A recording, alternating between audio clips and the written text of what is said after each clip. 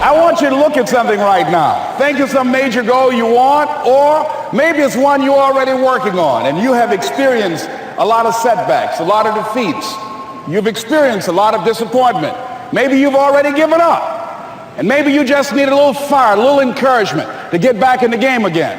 Here's what I want you to look at. There are winners, and there are losers, and there are people who have not discovered how to win. And all they need is some coaching. All they need is some help and assistance, just a little support.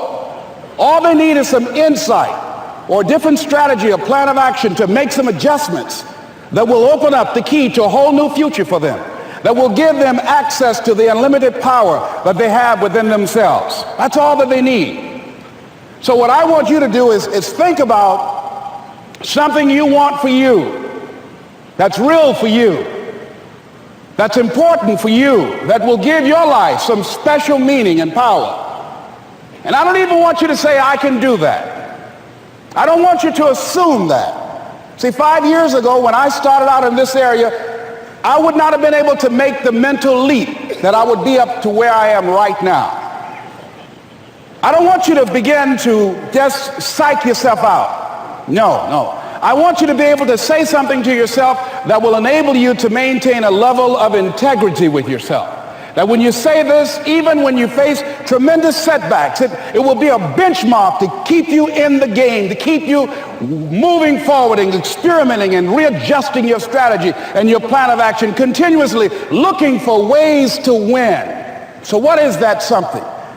When you got an idea you want to move on, you might not have the money, you might not have the education, you might not have the support or the resources you need. What is that something that can keep us going, that will enable us to act on our dream? What's one of those keys that will begin to help us to discover the secrets to our dream? Here's what I want you to repeat after me, please, with power and conviction. Say, it's possible. It's possible. That's all I want you to do when you look at your dream. Just say to yourself every day, it's possible. Just say that every day to yourself, it's possible. Because what does that do? See, it begins to change your belief system. See, the way in which we operate, ladies and gentlemen, it's a manifestation of what we believe, what's possible for us. Whatever you've done up to this point, all that it really is a duplication, it's a reproduction of what you believe subconsciously that you deserve and what's possible for your life. Most people operate out of their personal history, out of their memory, things they have done, things they've experienced, things they've seen, things that they have observed. What I'm suggesting that you operate out of a larger vision of yourself. I want you to see yourself doing what you want to do, experiencing what you want to experience, having what you want to have, doing what it is that gives your life some meaning and value. Operate out of your imagination, not your memory. Because whenever you look at where you want to go, I'm wanting to warn you, you will have some conversation back here after you go through the data that you've experienced in life saying you can't do it. And so what you want to begin to do is ignore that inner conversation. Well, most people, ladies and gentlemen, when something happens to them, what they do is they begin to believe that that's the way it is. That's the way it's always been. And they can't see the possibility of it being any different.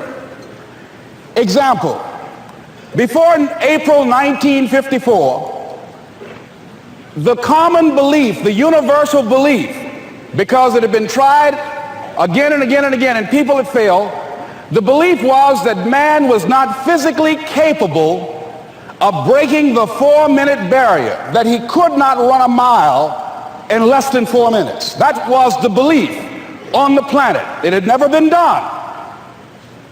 But here's what happened, ladies and gentlemen. Roger Bannister came along and he broke the 4-minute barrier. Now here's what's significant about that. Since that time, up to this day, over 20,000 people have done it, including high school kids. What changed? 20,000 people, what changed? Here's what happened when they got on the track. They knew it had been done. And because they knew it had been done, there was a new belief about this barrier, about this goal that was unreachable. And those 20,000 people got in a race believing, knowing in their heart that someone had done it, that it's possible that they could do it. And I'm saying that if you know anybody that had some goal, some dream, something they wanted to do, and they did it, then I'm saying that you know in your heart that if someone has done it, then you can do it. It's possible. And that if someone can make their dream become a reality, that it's possible that you can make your dream become reality. And so as you begin to look at where you want to go, beginning to embrace that, it's possible. I'm blessed and highly favored. I've got a lot going for me. I got some good stuff in me. And it's possible that I can bring my greatness out here in the universe. That I can do what I want to do. It's possible I can write my own book. I can have my own business. I can take the trip and travel around the world. It's possible. I can bounce back from adversity and reinvent my life. It's possible. Regardless of where I am, the things can get better for me. It's possible. And I'm thinking about two men right here in Chicago who were fairly successful, similar background, educated. They worked for a corporation for many years, and they were among many people that were laid off. Two guys who were very good friends. One went out looking for a job for several weeks along with the other one, and they faced disappointment and rejection again and again and again. They couldn't find any work, which is the story of many people across this country. One guy stopped. He became discouraged. He stopped going. He stayed home looking at television, became very argumentative and toxic with his wife, drinking beer, getting on the phone, talking to his other negative, unemployed friends. And he just gave up. The other guy kept looking for a job everywhere he could go. Every time he could get an opportunity, kept asking people, networking, checking the newspapers every day. Kept going everywhere he could, trying to find a job. You have too much education. You're overqualified. You won't be here long enough. He kept going. He kept going. He went to a place and said, look here, I tell you what, if you can't hire me, and I know you can use my talents, abilities, and skills, I don't want to sit home and do nothing. Just let me do some volunteer work. You don't have to give me anything, all right? I just want to work. I want to be busy. Guy said, okay, it's on you now, but don't expect me to give you anything. It's okay. This guy came in and worked. He was the first one there. The last one to leave was the best employee there. About 4 weeks later, one of the top managers quit. They were looking for a replacement. Guess who they selected? This other guy. This guy who was volunteering his time. He got the job. What was the difference between the two men? Eyesight and mindsight. Eyesight is judging on what you see, judging according to appearances. But mindsight is how you interpret what you see. One guy said, it's not possible, it's over, I'm finished. I can't do it. I can't make it. He surrendered.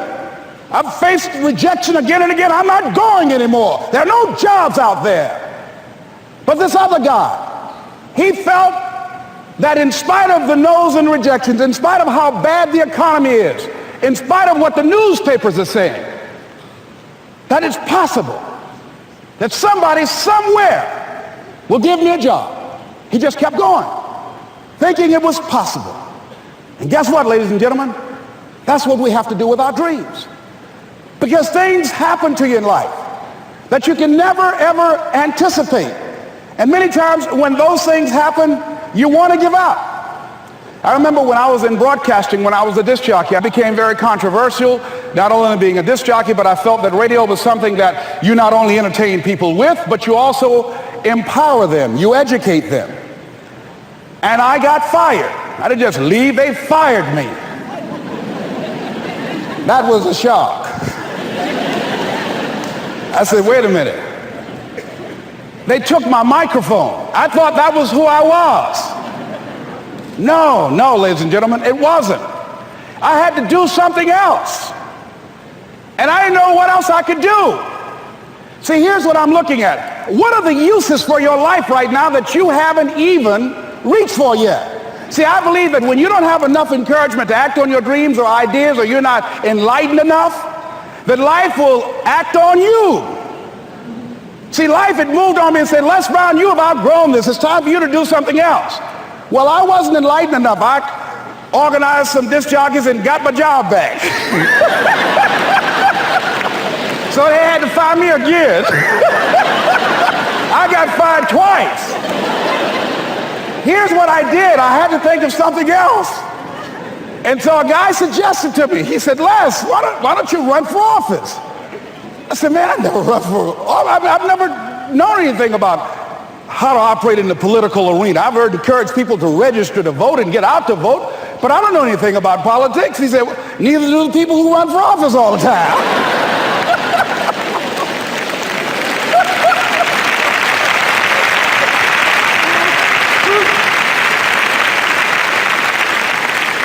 So I ran. Now here's what I'm suggesting. I ran. You got to do what you can where you are with what you have. I didn't have any money. I didn't know anything about the political process. I didn't even have any support. But here's what the guy told me. It's possible you could win. That's all I had. I was running against an endorsed candidate. He was an incumbent. He had the newspaper support, all of the leadership in the community, and I was challenging this guy. So I had a saying when I was on radio, stand up for what you believe in because you can fall for anything. And I would go door to door. I have my kids on one side of the street. I would be on the other, and I'd knock on doors. Hello, my name is Les Brown. Tell everybody I'm still standing. They get on the phone. Child, Les Brown was to my house today. You know the boy on the radio with the big mouth? Yeah, they fired him, honey. Say he's still standing.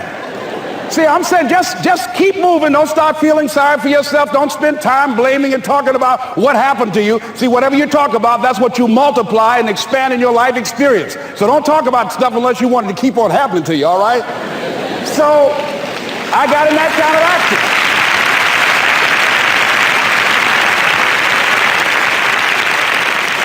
As I continue to do that, had my children with me, we're going door to door, didn't have enough money.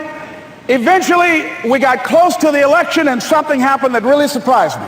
Guys who I thought were going to either support me or stay out of it, various powerful community leaders, they became involved in it and they endorsed my opponent. I felt devastated. Now that's going to happen to you when you're working on your dream. Things are going to happen that's going to catch you on the blind side. That was shocking to me. They didn't have to do that. All they had to do was just stay out of it. But here they go, come up in there messing with me. Now that's going to happen. There's some people who believe it's their personal business to stop you from living your dream, all right?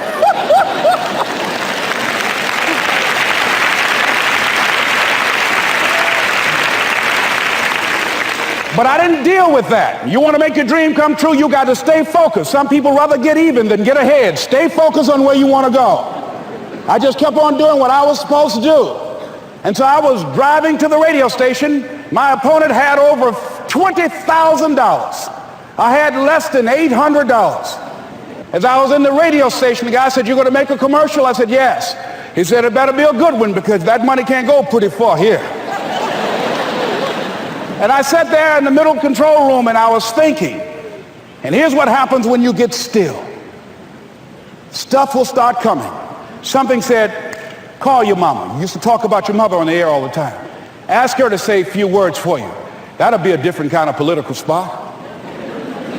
So I called my mama, and I had a gospel record playing in the background.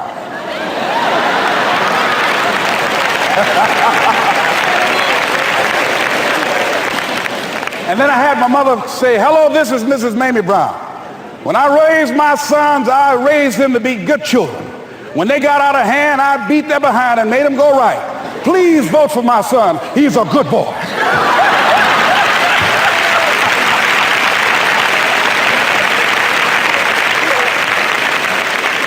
Usually in the state representative race, maybe 3,000 or 4,000 people will come out to vote in a primary. In that primary race, over 27,000 people came out and voted and said, "I'm voting for Les Brown because his mama said he's a good boy." I won, ladies and gentlemen. I won.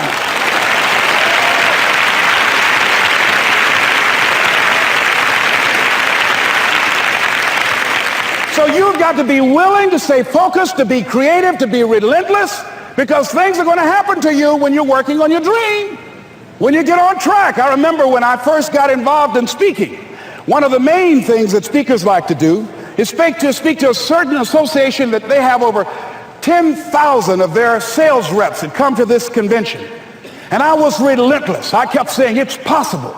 It's possible. See, what I want to let you know and set you up for, because you say it's possible, don't mean that you're not going to have any problems.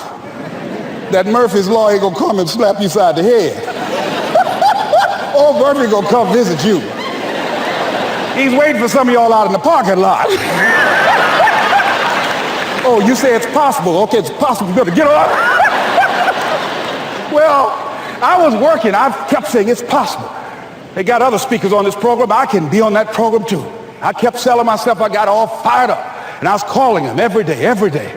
And the lady finally said, Mr. Brown, I tell you what, we want you to come in and talk to our sales executives. You got the kind of fire and guts that they want, that will motivate them. And let me tell you something else. We want you to bring your motivational tapes. You're going to need at least $50,000 worth of tapes. I said, is that right? Yes, because they want to keep that drive alive. I said, all right. I called the guy to duplicate my tapes. I said, Don, how you doing? This is Les. Let me tell you, I got a major speaking engagement. I said, man, it's a speaker's dream. I need over $50,000 worth of product. He said, Les, you don't have that kind of credit.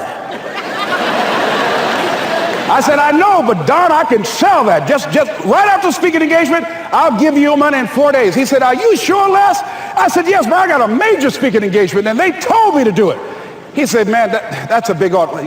Let me talk with the lady with you. I said, hold on just a minute, man. Call the lady back. Hello, Evelyn, how you doing? This is Les Brown. I got Don on the phone. What did you say? Do I have the speaking engagement?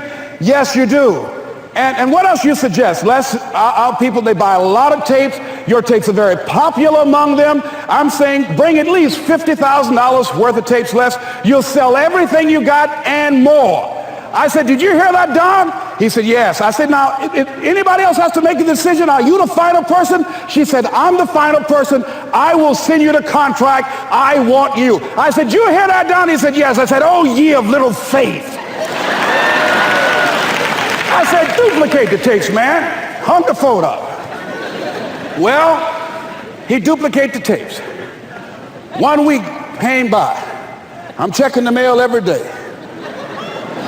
No contract. I said, come on, Murphy, don't start nothing, man. Come on.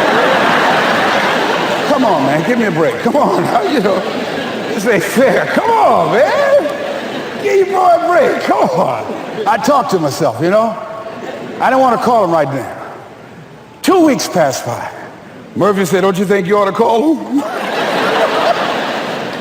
I said, okay. I called. I said, hello, this is Les Brown calling. How you doing, Les? I said, fine. I said, Evelyn hasn't sent my contract out yet. Any additional information you need? So, Les, you haven't heard? I said, no. I said, Evelyn died. I said, she died? I said, did she say anything about me?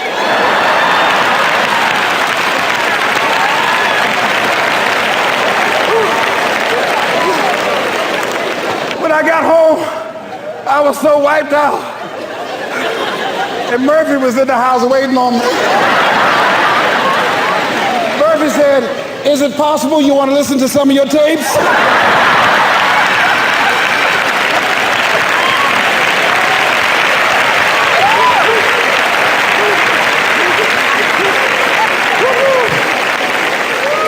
But ladies and gentlemen, here's what I had to do.